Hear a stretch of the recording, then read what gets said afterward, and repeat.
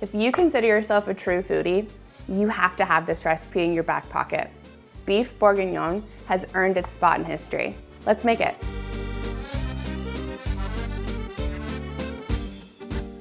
There's something to be said about this time-tested French classic. Beef bourguignon is something that you'll always be proud to serve to your family or your foodie friends. I really need you to give this a shot. It's the ultimate way to pair beef and wine. A classic beef bourguignon calls for bacon lardons. So that's gonna be our first step with this recipe. Prepping our pork lardons to get them rendering in our pan so we can use all of that great pork fat for searing our beef later.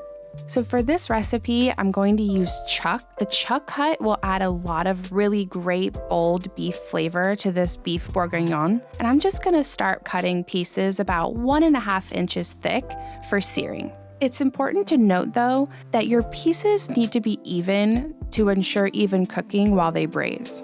Once I have all of my pieces cut to my liking, I'm gonna set them aside on a sheet pan and start to render my bacon.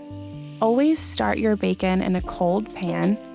That really helps the bacon come up to temperature, which will give you the most rendered fat, which is the whole goal right now. Once your bacon starts to crisp up, remove it from the pan with a slotted spoon, leaving as much fat as you can for searing. And then start to season your beef with salt and pepper, and be sure to season both sides pretty good. This is your only chance to really season this dish, so don't be afraid. So now it's time to sear. Make sure your pan is screaming hot and you don't overcrowd it. We want to develop a really dark crust on these pieces of beef because that is where the flavor comes from. But when you overcrowd your pan, you're not going to develop that crust that you're wanting. I'm going to prep my button mushrooms by taking the stems off and making sure that they're all an even size for cooking. And while I'm doing this, I'm making sure that I'm finishing searing all of my beef and that everything's looking perfectly browned. I'll put my mushrooms to the side, finish browning that last batch of beef, and get my onion prepped.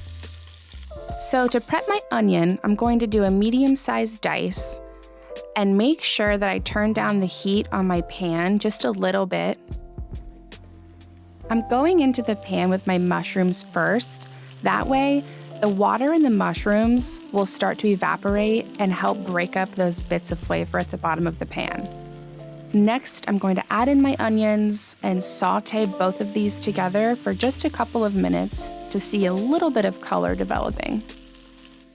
Once I see some good color developing, it's time to add the flour and the dried herbs. And the flour will act as a thickening agent for this dish, so I stir it really well and just let the flour cook off a tiny bit, and then I add my tomato paste. Once your tomato paste is nice and evenly distributed in your pan, it's time to deglaze with your red wine. This is definitely a recipe that you need to use a wine that you enjoy drinking. So, it's delicious. At this point, there's so much great, intense flavor developed in this pot. It's finally time to add our beef back in. Be sure to really place those pieces of beef down into the base of this flavorful bourguignon sauce. Our finishing touches for this will be adding in our crispy bacon lardons, a little bit of beef stock, covering her up, and taking her to the oven. Moment of truth. Oh my goodness. This is what the perfect braise looks like. 3 hours, unbothered.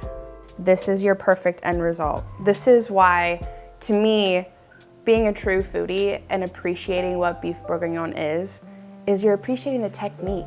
It's all about the ingredients, obviously, but the technique, you can't mess this up. It's beautiful. Okay, so traditionally, we're plating this up just as the French would, with a little bit of rice. So I've whipped up some rice here. I'm gonna add just a little bit to my bowl and then dig into this silky braised beef. Look at this. Oh my gosh, I can smell the bacon. I You can smell that wine, the wine. Oh my gosh. If you're not a fan of red wine, you will be after trying this dish. This is what makes it. Let's garnish it with a little pop of green here. There it is. That's the perfect bowl of comfort. I'm so excited to try this. Let's give it a shot here.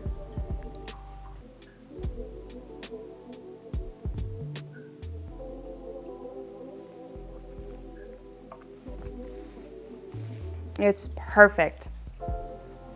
Cheers to the red wine, right? Be sure to like and subscribe. I'll see you next time in the test kitchen.